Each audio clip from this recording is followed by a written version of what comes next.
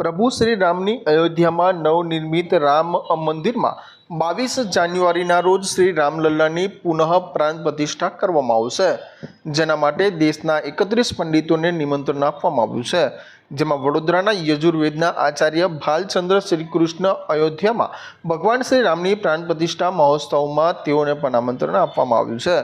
જેમાં વાત કરીએ તો ગુજરાત માત્ર વડોદરાના આચાર્ય ભાલચંદ્ર ગોડસેના અયોધ્યામાં ભગવાન શ્રી રામજીની મૂર્તિનું પુનઃ પ્રાણ પ્રતિષ્ઠામાં પૂજન કરાવશે। આમ તમામ પ્રકારે ભગવાન શ્રી રામ લલ્લાના પ્રાણ પ્રતિષ્ઠા મહોત્સવને લઈને તૈયારીઓ જોરશોરથી આખરી ઓપ આપી દેવામાં આવ્યો છે। ત્યારે તમામ લોકોને આમંત્રણ પણ આપી દેવાયું છે।